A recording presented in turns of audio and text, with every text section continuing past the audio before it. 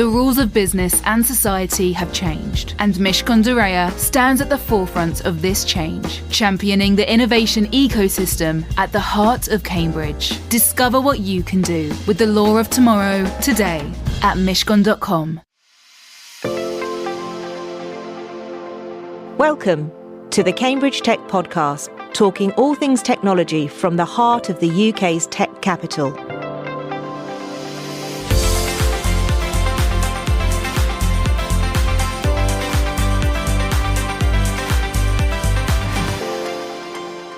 Here are your hosts, Faye Holland and James Parton. I'm Faye. Hi, and I'm James. So, Faye, how's your week been this week? Yeah, I've been gadding about again a little bit this week. I spent Monday in the Cambridge Station Quarter, and it's so different. I mean, obviously, I've been through it many times, but actually I was having quite a lot of meetings there, so it really different. I mean, going back, flipping over 30 years to my student days, it's completely transformed and a really good energy around there. So that was great. And then obviously I spent all day on Thursday with you guys in the Bradfield Centre, back-to-back meetings as usual, and some really exciting conversations there, mostly of people who are really branching out in Cambridge and across the east of England, and a few of them who are working to make Cambridge even better than it already is. So some really good future planning, which I think probably tallies with some of your updates as well. I had a board meeting and then all the usual client stuff. I've got a beast of a website launch, so it's taken months to get over the line. A beast of a website, but it's really lovely. So everyone's super happy with it. But yeah, it's not really a beast. That makes it sound awful, but the project has been a beast. Let's put it that way. I joined you as well, didn't I, for the birthday party at the Bradfield Centre? Yeah, we're 7. So we're getting old, aren't we? 7th birthday party at the Bradfield on Thursday evening, which was really nice. Well attended for the membership. Ran out of food, but Mark stepped in and got the emergency order of the Domino's in, which went down well. Can't believe it's been 7 years. But I mean, let me do my quick Oscar acceptance speech and thank a whole bunch of people before we move on. So obviously the Bradfield wouldn't be possible without Mark and Lil and Ella and everyone at Mantle. The team at Trinity College and Bidwell's, and of course all of our members, our partners and our friends. It really is a collaborative effort.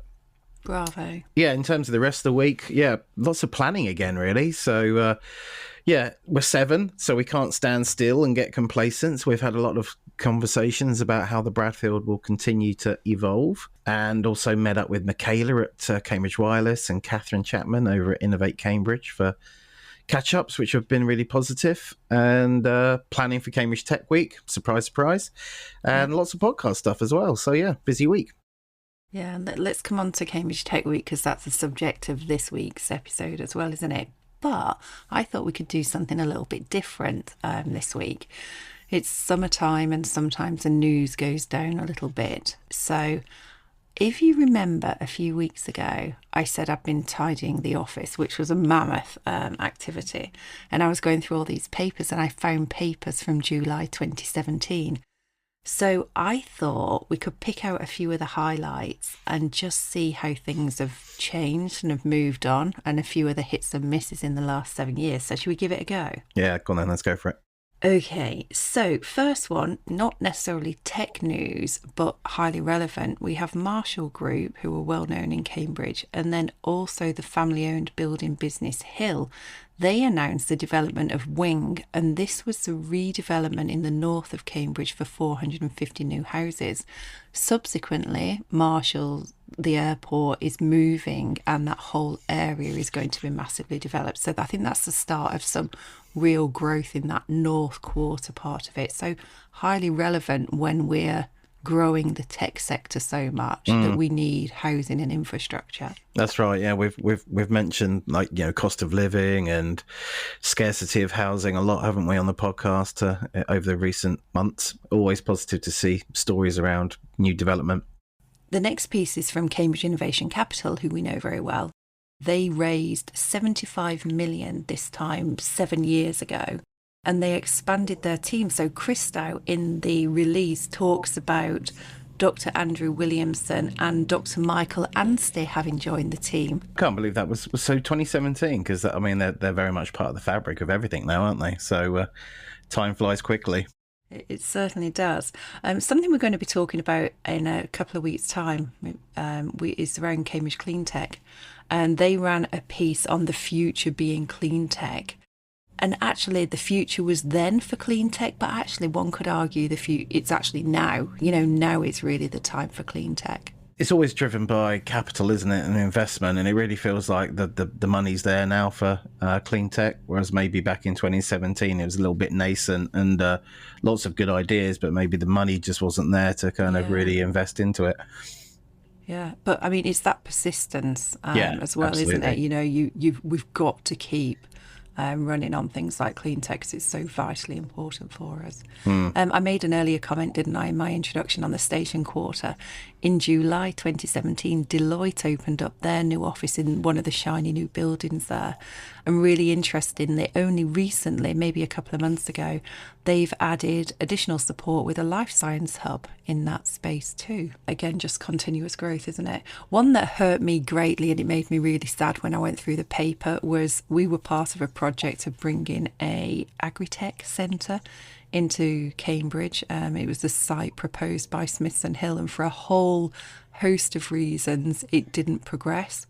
It was so ahead of its time, and it just shows sometimes for things not obvious to others, things don't always take off. Maybe agri-tech's still got a role to play in terms of near-to-market commercialisation in Cambridge, so maybe one day that kind of idea will come back. Yeah, it's agri-tech. We haven't covered a lot of agri-tech, have we, on the podcast? So we should maybe rectify that.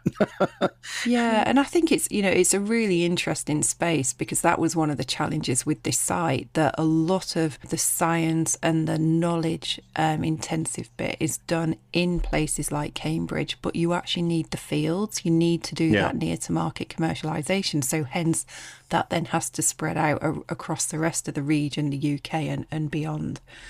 So yeah, we definitely should pick some of that up. Other news, Tony Jones takes over from Harriet Fear as the head of One Nucleus. Yeah, Harriet's obviously been busy since then, hasn't she? With Cambridge and Cambridge Science Centre and lots of other things. Absolutely. Ho Zheng, she's pictured with colleagues after winning a first prize in the King's College Entrepreneurship competition for RoboK. So RoboK, super interesting company. They've gone from winning this £20,000 prize to securing over $2 million in seed funding to develop cost-effective AI-powered computer vision solutions. So yeah, that's a startup that's obviously gone places. Obviously, not all good news. We talked about GraphCall quite a lot in recent episodes. So actually, 7 years ago was the announcement that they'd just raised $30 million in their funding round. So I guess things didn't pan out exactly as they planned, but they have created some really innovative products there. So clearly, there's still a lot of value being created by GraphCall, and future looks bright now that SoftBank and Arm are involved. Indeed. So anyway, I hope you enjoyed a little bit of a diversion to the past and what it means today. So just something a bit different, isn't it? Yeah, it's fun. It's, as you say, summer is always a little bit quieter for news. So well done you for going through the pile of papers and picking out some interesting stories there. So let's bring ourselves back up to this week. Thought it was about time that Chris Bruce came back onto the podcast to provide an update on Cambridge Tech Week, because it's only just over a month now until the second one rolls out. Can you believe that? It feels like we've been talking about it for ages, and it's getting very close now.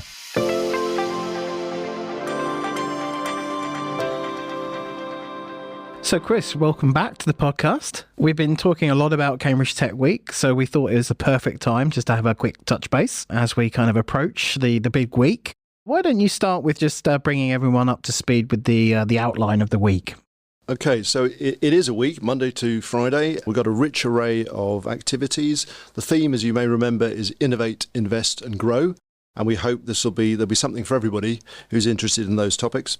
Monday is really a welcome to Cambridge Day for international visitors, but it could be others outside of Cambridge. And it sets the tone for being an open event where we want to encourage contributions and participation from all. This is not about Cambridge talking to Cambridge, but we want to reach out across the UK and internationally. So we've got a rich array of a programme on Monday at the Science Park, as we are here recording in Bradfield Centre, to meet some of the companies on the Science Park and get to know what's going on here in Cambridge. Followed by a networking reception at St John's Innovation Centre, just across the road, which is fantastic. So on the Monday, International Day, who are you attracting? Who should be signing up to come and join in? Well, really, anybody that wants to get their head around how this Cambridge network works. It's particularly geared towards international visitors, but it doesn't have to be. Or if you want to meet international visitors, maybe a good time to be here. We've got interest from folks from Latin America, some of whom were here last year, but they're coming back in force. Folks from Asia, across Europe, investors, people who want to collaborate with companies in Cambridge, people who have an association or affiliation with Cambridge, perhaps they went to the Judge or one of the other colleges. That's what the day is about. And the most important thing is to give them a chance to network with people. So if you'd like to be part of that, then please let us know and come along and join us. Okay, now I'll let you carry on to Tuesday. Oh, Tuesday is a fun-packed day. It's so much going on there, it blows my mind. This is Innovation and Investment Day. And we move location, my events team love this, but moving locations, but we move location to the centre of Cambridge because really we want visitors to feel they've got the kind of Cambridge experience. So we're at the combination of the Guildhall and the Corn Exchange. In the morning at the Guildhall for a plenary session of conference, if you like, with speakers and panels and so forth, trying to give an outline about the innovation and investment landscape here and how this, is it unique, but certainly it's special, network works. And it's very highly networked within Cambridge. It's very supportive and it helps companies establish. But if you're not from Cambridge, how do you plug into that? You know, the aim for Cambridge must be to grow, and the only way to grow is to reach out to others. So the purpose of that is to kind of bring people up to speed, identify who to talk to, who to work with. We've got a range of speakers there. Warren East is kicking us off. You'll know from Arm and Rolls-Royce and now with other things he's doing in climate tech. We've got a range of entrepreneurs and business leaders in Carmen Palacios, Barquero, who you'll know from New Quantum, John Reynolds, Swift Key, some folks who've done special things from a little bit further back, Andy Hopper and Steve Young, for example. And then we've got some investors, Amelia Young from Amadeus, Pam Garside, chair of the Cambridge Angels, Peter Cowley, many of which have featured on your pods. Reaching out outside of Cambridge to the north, so we've got David Cleabley's having a chat with Henry Merson from the Northern Powerhouse.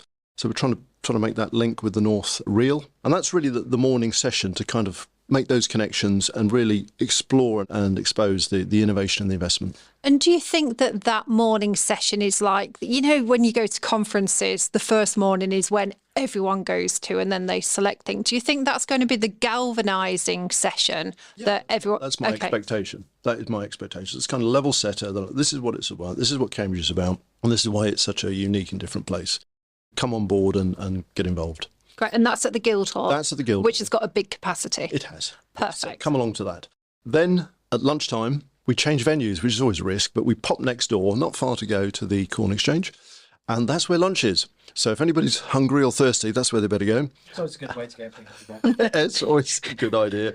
And that's where we have Innovation Alley. Anyone remembers Innovation Alley from last year, which was fantastic, but small and perfectly formed, I think 12 companies.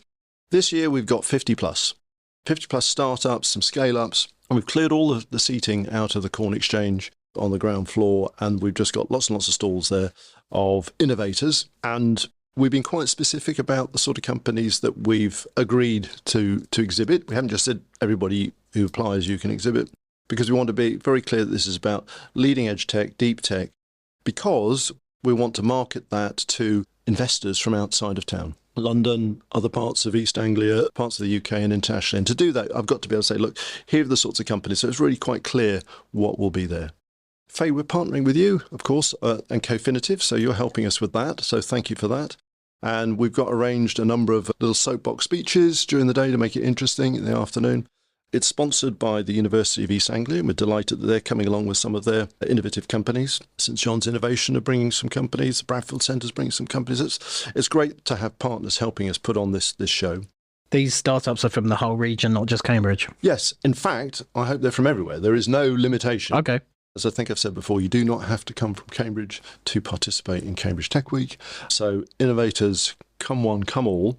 because the point about growing things is you have to kind of communicate with people that, are not part of your bailiwick. It's a really great list of companies on that exhibition floor. And I think it's going to be high octane, right? There's going to be lots of people at all different stages of their journey. And they're going to learn from each other. But it's not just the people that are on the floor. Because, we've spoken to a lot of companies. There's a lot that are saying, we're just going to come because we want to go and meet so many other people. So if you are a startup, a Scaleup, that wants to learn more about Cambridge and all the different types of technology areas that we're in, it's the place to go. But more importantly, it's the investors, it's the support ecosystem.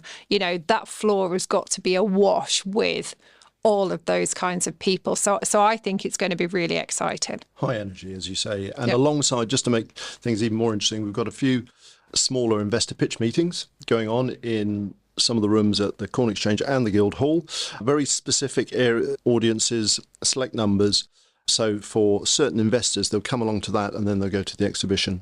We finish up with a reception on the floor of the Innovation Alley at the Corn Exchange, sponsored by our good friends Mills and Reeve. And then alongside that, we have a very special meeting, summit, if you like, workshop roundtable for corporate innovation. And having spent, so many years of my life in corporate world, too many, I know even in tech companies, I know how difficult it is for large organizations to absorb technology, let alone deep tech and AI and all the rest of it, and still deliver what you have to do for customers and suppliers and stakeholders. So we're going to tackle that as a particular topic, and Cambridge Consultants and Cambridge Management Consulting, no relation, not to be confused, are supporting us in putting that event on at Pembroke College for a small number of CXOs from large corporates to really get our heads around that issue, that opportunity and network. We finish up at Pembroke College for the Deep Tech Dinner, which will be, I think, really special, particularly for those from out of town. So I'm hoping that whole programme is of interest to investors from London, from other parts of the UK and internationally, to say, spend my time doing that. Also, we've not talked about the Innovation Awards. We haven't. No. Well, do we want to talk about the Innovation Awards? Because we're still on Tuesday. Tuesday. We're jumping back. We've gone from the evening thing. We're going backwards now to. So at this reception, we will be announcing the winners of the Innovation Alley Award. Faye, you've been a big part of this, so you and I, we're looking to put a spotlight under early stage innovation, things that are really different. And I hope everybody will, if you've got some ideas, you've got a business, then please put them forward. And I think details are on our Cambridge Tech Week website. And then I'll be going to bed on Wednesday because I'll be ruined. No, go on. Right, so tell me what's going on Wednesday so I don't go to sleep. Wednesday, okay. Just for fun, we change venues again. But no fear, it's all within walking distance of the Guildhall. It's all in the centre of Cambridge. So Wednesday and Thursday we will be at Pembroke College Auditorium, which is currently the official name for the refurbished church which Pembroke College has adopted, which is on the other side of Trumpeton Street from the college. It's a fantastic venue. It is a church. United Reformed Church. You can still see, vaulted ceilings. There's an organ there if you want to play that. There's a stone pulpit if you want to preach the word of quantum, let alone gospel. And one good bit of news is that the seating has changed. It's not church pews, so it'll be quite comfortable. So that's a really fantastic venue. And I'm delighted that Pembroke College, with the help of my good friend Tim Passingham, who's a fellow there and a chair of Cambridge Management Consulting, has helped make that happen. So in the morning, we've got a deep dive on AI, and in the afternoon, a deep dive on quantum on Wednesday. And we finish the day with the big tech debate, which will be in the last sort of hour or so of the afternoon. So a lot to pack in. We've got Wave presenting there. We've got Gary Brotman from Second Mind. From the quantum side in the afternoon, we've partnered with UK Quantum, which is a UK Association for Quantum, surprisingly enough. Professor Sir Peter Knight will be chairing that. I'm delighted that we've got Phil who is the head of Global Quantum at HSBC, because I think it's a good idea if we start talking to some people who are going to use this stuff, not just invent it, and a whole bunch of others that are working in all the different flavours of quantum technologies. That's going to be another very busy day. So we're changing the tone slightly from pure investment and innovation to 2 days of deep dive, where the practitioners, the people in that sector, that industry, are going to talk about their stuff. And if investors want to stay over for that, I'll be delighted. Other folks want to be there. But it's really about a meeting place for people in AI, quantum on the Wednesday, and then on Thursday, same venue, in the morning, semiconductor, and in the afternoon, climate tech. Now, semiconductor, again, we're partnering because we can't do it all ourselves and we shouldn't try. So we're partnering with the Compound Semiconductor Catapult. Dr. Andy Sellers is helping us with that. There's a whole bunch of folks there looking at some of the new materials in semiconductors and some of the developments there. The Institute of Manufacturing, Professor Rachel Oliver from the University of Cambridge. I've got Dave Moore, Pragmatic. I think Paragraph are going to be there. So a whole bunch of companies there. And then in the afternoon, we're partnering again, this time with Cambridge Cleantech, who I think might be on one of your pods coming up soon. I think just bumped. Or maybe next week. Oh, all right. Perhaps that's the way it works. Anyway, I bumped into her into the corridor. Anyway, so Sylvie and Sam helping us put together that program there. We've got a bunch of innovators there, including the winners of the Tech Nation Award for the regional finals, Lambda, and Straw Innovations, that were also one of the finalists here when we hosted that at the Bradfield Centres a little while back. So 2 full days on those 2 topics. And then just to make life interesting, we have another complete track at the same time on Thursday, which is the Scaleup Day. And like the rest of the UK, Cambridge has got lots of bright ideas, lots of bright people and innovations and research and fantastic things, but it doesn't actually mean anything unless it has an impact. It creates something sustainable from economically as well as environmentally. So how do we scale these bright ideas into proper companies that can grow, employ people, deliver services, and make an impact on a world? So we've got a whole array of contributors. But before we even get to that topic, my goodness, we have a special recording of the Cambridge podcast live. What a warm-up act. Everyone will look good after that, right? Oh, So uniquely, for the first time ever, I think, you will be recording the Cambridge podcast on the floor of the chamber of the Cambridge Union Debating Chamber. So that's one to tell our parents, isn't it?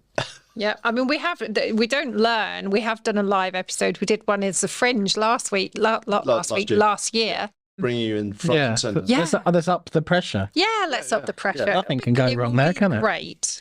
So that'll be the first. That'll be the warm-up act, as you say, and then we're into some fantastic reflections from really folks that have done it, whether it's from creating a business that's grown, scaling that, and the challenges of that. We've got Martin Frost there, who's a founder of CMR Surgical, as we all know, and other things that he's done. Stan Boland has been growing businesses and exiting and growing others and so forth. We've got contributions to Sherry Kutu, Rupert Baines, Herman Hauser there from the investment point of view. He knows so much about investing in businesses over the years. Gerald Gretsch, who's looking at running the programme, coming to the end of running the first year of the programme with the founders at Cambridge. Experts there that are partnering again with Scaleup Institute, Irene Graham. We've got Jeanette Coyle from London Growth. So lots of people have been thinking and worrying away at this issues about how do we turn all this innovation into something that will make a lasting impact. So that's a really busy morning. Just to make life interesting, we've got another thing going on in the side room, which, should I say, a private invite-only roundtable, built on something we did last year, which is the Black Talent and Leadership Roundtable, which will bring together corporates, organisations that are looking at and acting on how we develop opportunities for people from ethnic minorities, and also the programme to create 5,000 black internships.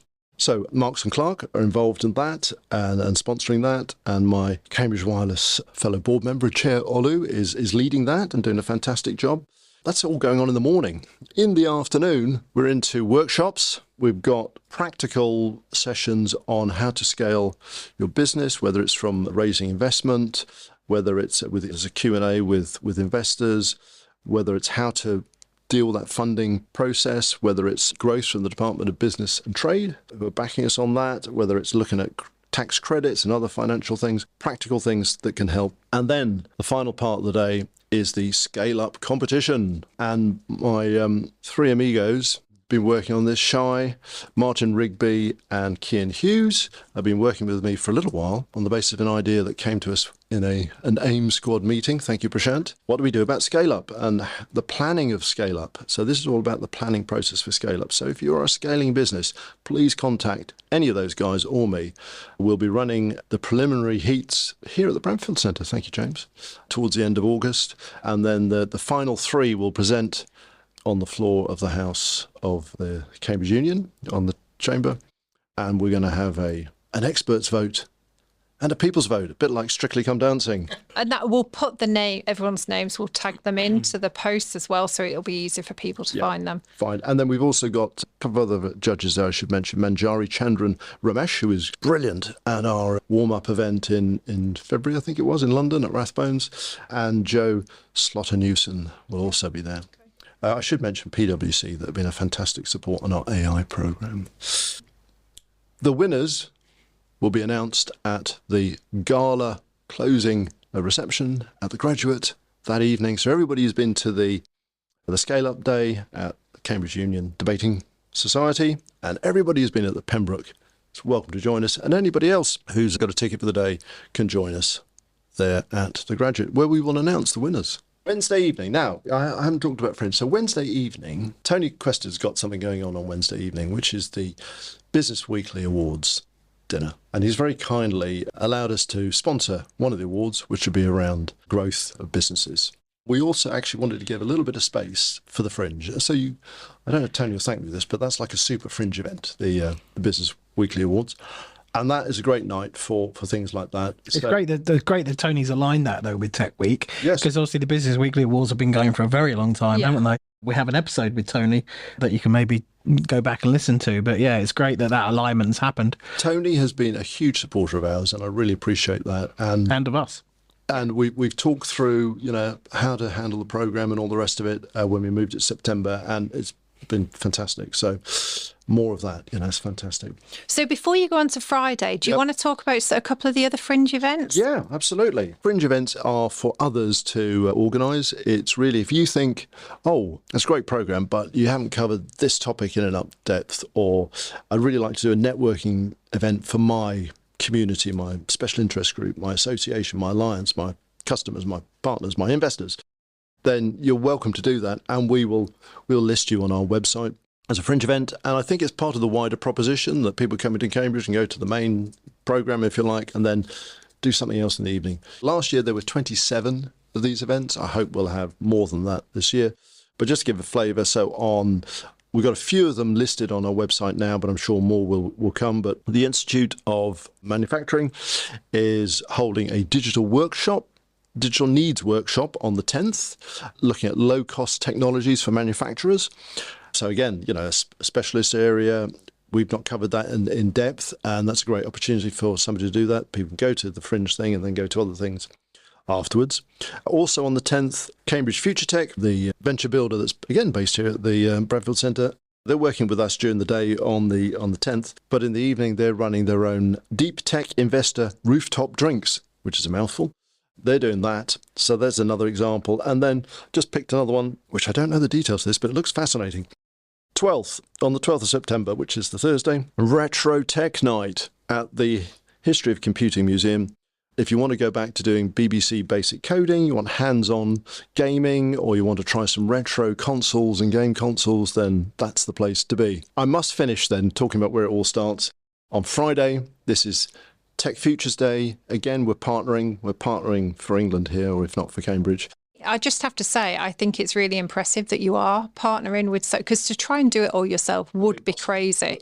Well, we don't have the knowledge, we don't have the contacts, and we don't have the bandwidth. Cambridge Wireless is a not-for-profit, not for loss either, so we have to try and partner and spread the load. So I'm delighted that we partnered with Anne Bailey and Form the Future to put on a day principally for young people, sort of 16 to, 19 years old, sixth formers and college students, for them to consider tech as a career option, or the tech sector. They don't have to necessarily be techies in the tech sector, because there's all sorts of jobs in a company.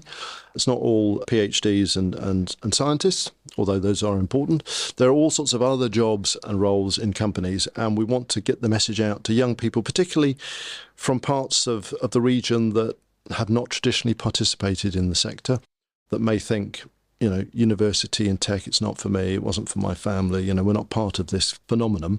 We're particularly reaching out to those schools to say, look, we'll help get the kids there on a bus, come to the science park, that's where the tech is, meet some companies, get your eyes opened as to what these companies do and the fact that this actually could be for you. And then probably as importantly, give us some practical guidelines as to what you do about it if it's of interest. And then finally finishing up with meeting probably younger members of the staff of some of the companies around here on the science park, so they can say, oh, they're not much older than me, they're not much different from me, maybe I could do that too. And whether it's tech job, whether it's sales, marketing, HR, who knows, admin, all those jobs will exist. And for Cambridge to grow, we need to offer opportunities for people across all of those types of jobs. So if anybody out there would be interested in meeting some of those young people on the Friday at the Cambridge Science Park, or the international companies on the Monday, please let us know. Yeah, we're looking for help for all those things. So we want to make it a rich and engaging day for all of the visitors. There's something in it for everyone. Even if people just come up for the AI session or semiconductors or Scaleup, do you know what I mean? It's still really valid and valuable as well. So how do people, you've done all the hard work of putting everything together.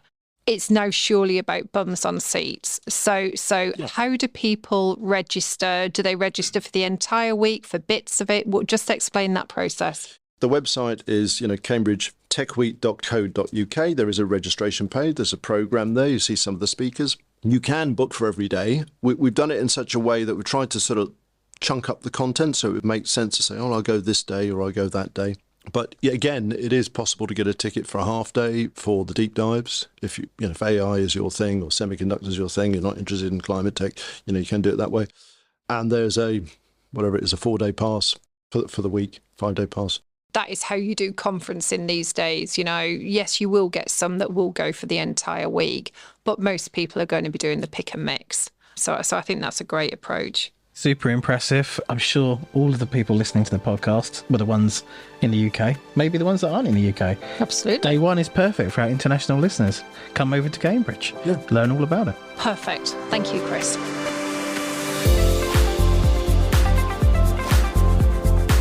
Today's show was produced by Carl Homer of Cambridge TV and supported by our media partner, Business Weekly.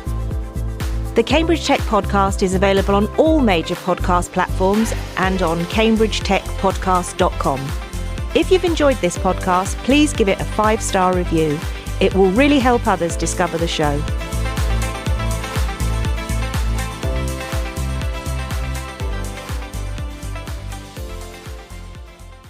If you are a startup looking to grow in Cambridge, the Bradfield Centre offers a range of flexible membership packages which put you in control of your office and home working mix. There's a vibrant, collaborative atmosphere, on-site cafe, plenty of green outside space, and regular member social events. For more information, visit bradfieldcentre.com or call 01223 919 600.